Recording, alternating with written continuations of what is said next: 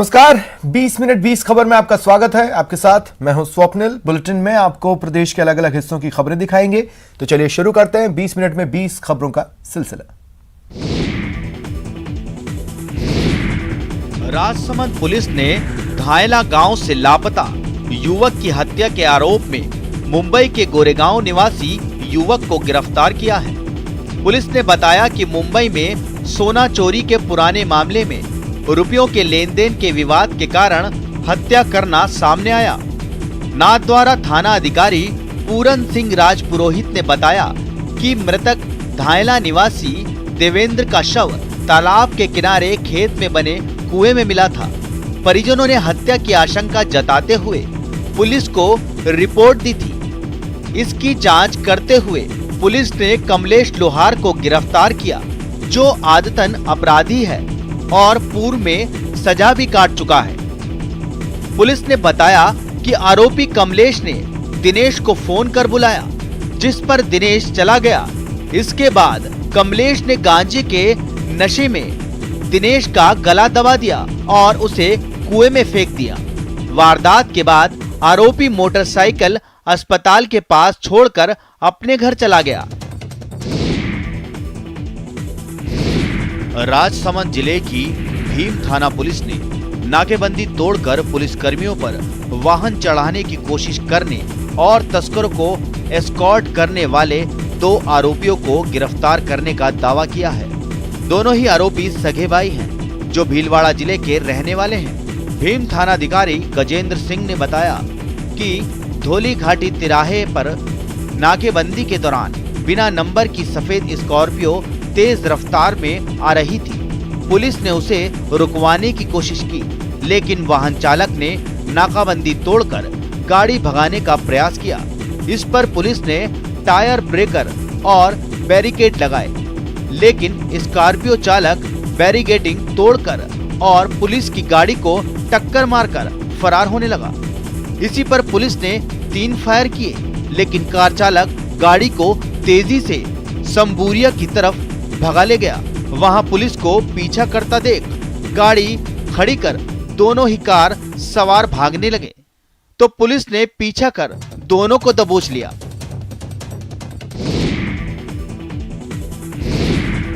हो हल्ला, मारपीट, चीखते भागते लोग। तस्वीरें चित्तौड़गढ़ की हैं, जहां सरेआम जोर आजमाइश हो रही है। चित्तौड़गढ़ जिला मुख्यालय के प्रताप नगर चौराहे पर मारपीट का मामला सामने आया है।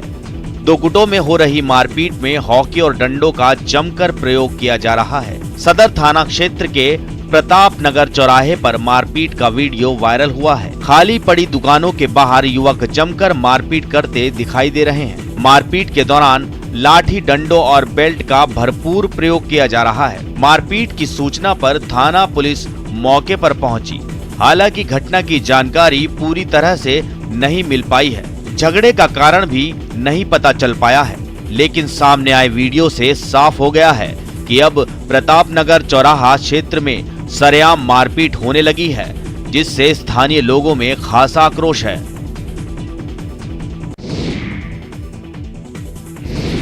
जोधपुर जिले में पुलिस अपराधियों पर लगातार कार्रवाई कर रही है। इस बीच हाल ही में पुलिस टीम पर हुए जानलेवा हमले और राज्य कार्य में बाधा पहुंचाने के मामले को गंभीरता से लेते हुए विशेष टीम ने सीसीटीवी फुटेज और तकनीकी रूप से जांच करते हुए 24 घंटे के भीतर मामले का खुलासा कर दिया है।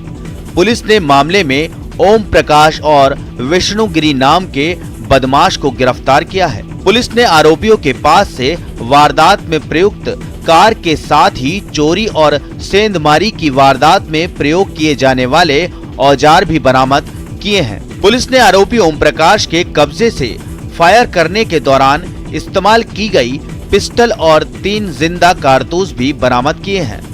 पूछताछ के दौरान बदमाशों ने बोरानाड़ा, चौपासनी, हाउसिंग बोर्ड, बनाड़, सूरसागर, शास्त्री नगर और दूसरे स्थानों पर करीब 1 दर्जन चोरी और सेंधमारी की वारदात को करना स्वीकार किया है।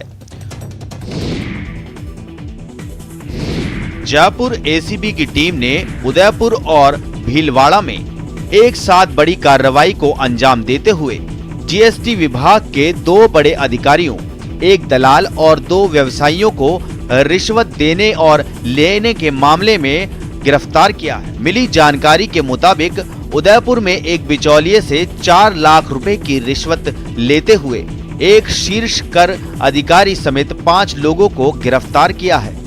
भीलवाड़ा में वाणिज्यिक कर विभाग के एक अतिरिक्त आयुक्त के घर पर गिरफ्तारियां की गई। टीम इस मामले में छापेमारी कर रही है।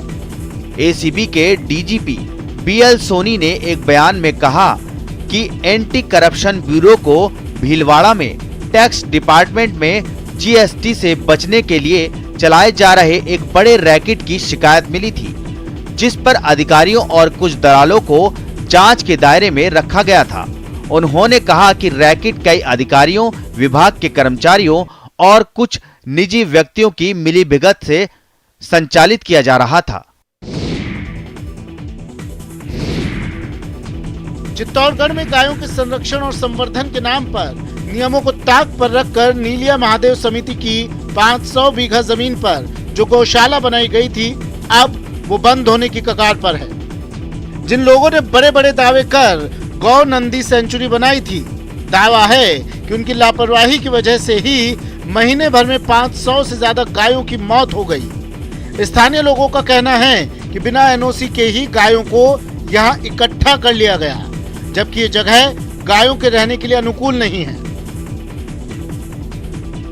हैरान करने वाली बात यह है कि स्थानीय लोग यहाँ 500 से ज्यादा गायों की मौत और उन्हें आसपास दफनाए जाने की बात कह रहे हैं, जबकि गौशाला संचालकों ने महज 4-5 गायों की मौत की बात कही है और उन्हीं की जांच के लिए यहाँ डॉक्टर्स की टीम को बुलाया गया है।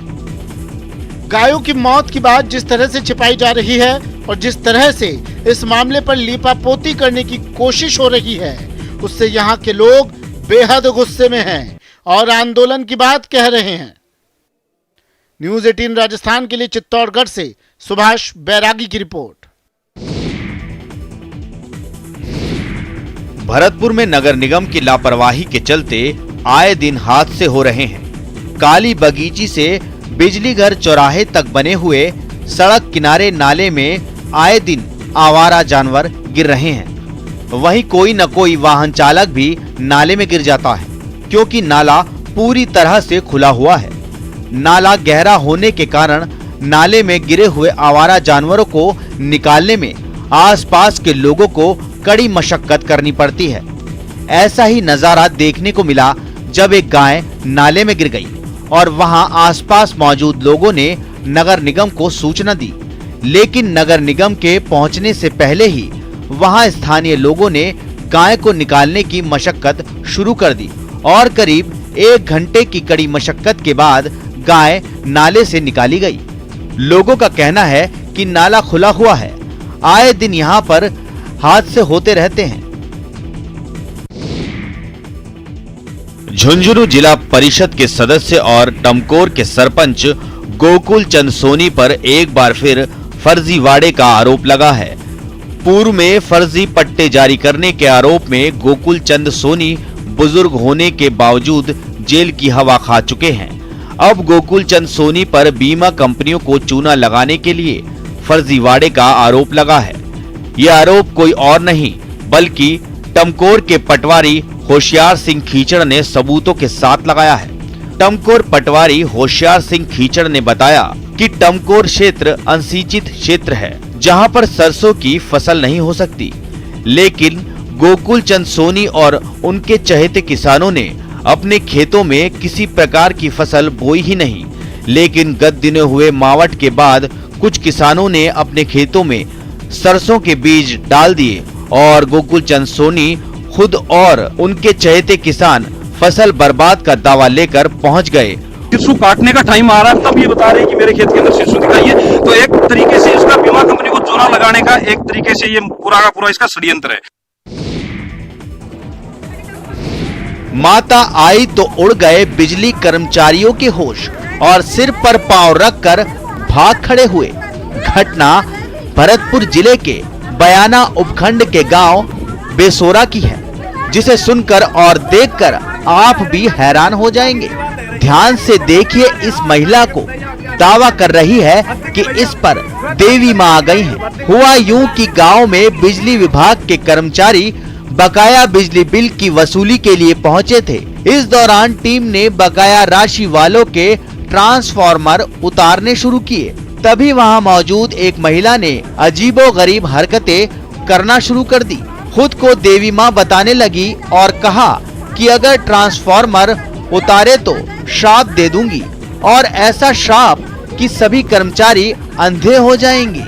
महिला की हरकत देख कर्मचारी सहम गए। वहीं मौके पर काफी लोग जमा हो गए और देवी माँ के जयकारे लगाने लगे। यूक्रेन में रूस की बमबारी के बीच हजारों भारतीय छात्र यूक्रेन के विभिन्न शहरों में फंसे हैं और घर वापसी की जद्दोजहद में लगे हैं। कीव में फंसे लोगों को सुरक्षित स्थानों पर पहुंचाने के लिए यूक्रेन सरकार ने फ्री ट्रेन चलाने का फैसला लिया है। ये ट्रेनें यात्रियों को देश के पश्चिमी क्षेत्र में ले जाएंगी, जहां युद्ध की स्थिति नहीं है। पोलैंड सरकार ने कहा है कि भारतीयों को बिना वीजा पोलैंड में एंट्री दी जाएगी। इधर कीव में इंडियन एम्बेसी से लगे स्कूल में शरण लिए स्टूडेंट भूख से बेहोश हो रहे हैं। 13 छात्रों की तबीयत बिगड़ी है। कुल मिलाकर यूक्रेन में फंसे भारतीय स्टूडेंट के अभिभावक खासे परेशान हैं। जी हां, यूक्रेन में युद्ध चल रहा है, लेकिन टेंशन टोंक में हो रही है और वजह है यूक्रेन में फंसे टोंक के 3 स्टूडेंट। दरअसल बड़ा कुआं का रहने वाला ऋत्विक बजाज MBBS की पढ़ाई करने यूक्रेन गया है। इस बीच यूक्रेन में युद्ध छिड़ गया, जिसे लेकर ऋत्विक की मां पायल बजाज परेशान है। रूस यूक्रेन के बीच जारी भीषण युद्ध के बीच ऑपरेशन गंगा के तहत अब तक 1000 भारतीयों की स्वदेश वापसी हुई है और अब भी जारी है। लेकिन अभी भी राजस्थान के कई छात्र यूक्रेन में फंसे हुए हैं। उन्हीं में से एक हैं भरतपुर के गांव खेड़ी देवी सिंह का छात्र नरेंद्र खुर्रा। यूक्रेन के हालात को देख उसके माता पिता यहां परेशान हैं। नरेंद्र यूक्रेन के खार्किव में एक यूनिवर्सिटी से MBBS की पढ़ाई कर रहा है। नरेंद्र से न्यूज 18 राजस्थान के संवाददाता दीपक पुरी ने बात की तो उसने बताया कि हॉस्टल में बने बंकर में उन्हें अब ठहराया गया है। हॉस्टल के पास ही बम धमाके हो रहे हैं। खाने पीने का संकट हो गया है। नरेंद्र ने बताया कि उसके साथ बंकर में कई और छात्र मौजूद हैं। नरेंद्र ने न्यूज 18 के साथ वहां का वीडियो शेयर किया। इधर नरेंद्र की मां का रो रो कर बुरा हाल है। उसे अपने बेटे की चिंता सता रही है। यूक्रेन और रूस के युद्ध के चलते वहां फंसे भारतीय स्टूडेंट्स की मुसीबतें लगातार बढ़ती जा रही हैं। अब स्टूडेंट्स के साथ मारपीट की घटनाएं भी सामने आ रही हैं। प्रतापगढ़ जिले के छोटी सादड़ी के 2 भाई बहन भी यूक्रेन और पोलैंड बॉर्डर पर फंसे हुए हैं। वहां के हालात और स्टूडेंट्स के साथ हो रही मारपीट को लेकर उन्होंने अपने परिजनों को वीडियो भी भेजा है। परिजनों के पास वीडियो आने और वीडियो में मारपीट की घटना दिखाई देने से परिजनों की चिंता भी बढ़ गई है। इस वीडियो में स्टूडेंट्स के साथ मारपीट हो रही है। जरा देखिए कैसे एक स्टूडेंट को पीटा जा रहा है, गाली दी जा रही है, मारा जा रहा है। देख यार कैसे मार रहे लड़कियों को। दूसरी तस्वीर देखिए। इस वीडियो में तो लड़कियों के साथ भी मारपीट हो रही है। गोली चलने की आवाज आ रही है। चीख पुकार मची है। तस्वीरें यूक्रेन के पोलैंड बॉर्डर के पास की हैं, जिसे प्रतापगढ़ जिले के रहने वाले भाई बहन ने भेजा है। और भी तो बच्चे हैं ना। यूक्रेन में जारी युद्ध संकट के बीच भारतीय छात्रों की वतन वापसी जारी है।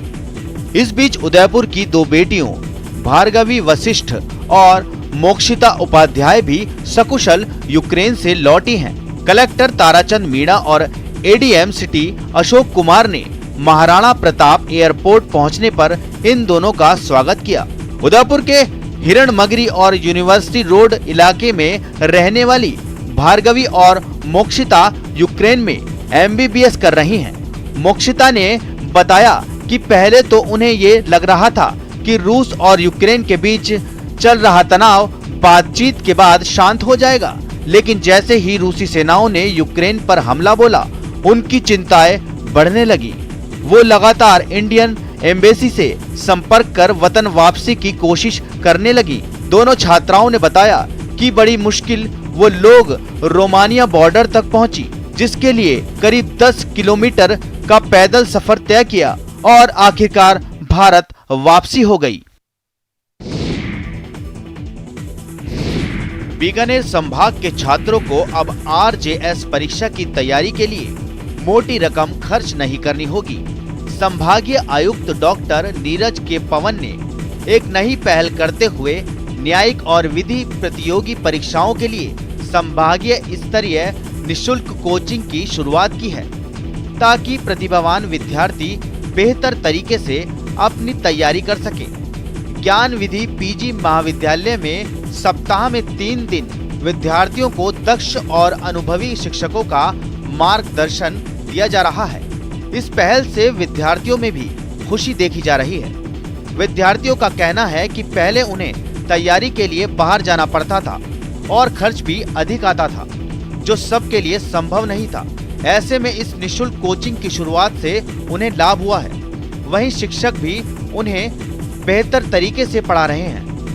बहुत अच्छा फ़ायदा हो रहा है। इससे पता चल रहा है कि हाँ भाई सर बहुत अच्छी CPC, एक्चुअली में मेरी CPC बिल्कुल भी अच्छी नहीं है, पर सर जिस तरीके से 2 दिन से पढ़ा रहे, वंडरफुल पढ़ा रहे वास्तव में।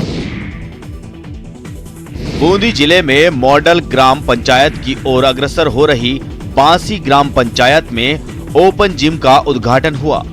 इस मौके पर बांसी ग्राम पंचायत सरपंच सत्य प्रकाश शर्मा और वार्ड पंचों ने अतिथियों का माला और साफा पहनाकर अभिनंदन किया। कार्यक्रम के मुख्य अतिथि अवधेश जैन ने ग्राम पंचायत की ओपन जिम की इस सराहनीय पहल को युवाओं को स्वस्थ रखने के लिए संजीवनी बताया।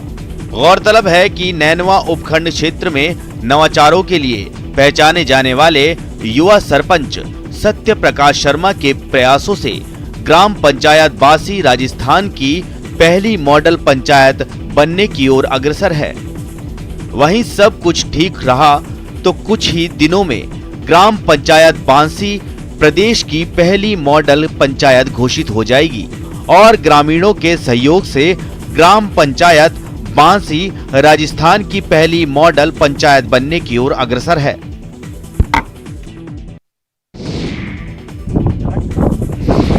सिरोही के ब्रांड एम्बेसडर और माउंट आबू के ब्रांड प्रमोटर दिलीप पटेल ने एक दफा फिर अपने अविश्वसनीय कार्यों से सिरोही का नाम माया नगरी मुंबई में रोशन किया है। मुंबई में Dada Saheb Phalke icon award films ने Netaji Subhash Chandra Bose Nobel peace award से दिलीप पटेल को सम्मानित किया है। पटेल को उनके जनहित के कार्यों के लिए सम्मानित किया गया है। आपको बताते चलें कि पटेल देश में बाइक राइडिंग कर कई वर्ल्ड रिकॉर्ड अपने नाम कर चुके हैं। गौरतलब है कि लगभग 12 वर्ष से दिलीप पटेल सिरोही और माउंट आबू को देश के प्रसिद्ध शहरों से पहचान दिलाने में लगे हैं। दिलीप पटेल ने सम्मान पाकर Dada Saheb Phalke icon award films को धन्यवाद देते हुए मंच से अपने विचार साझा किए।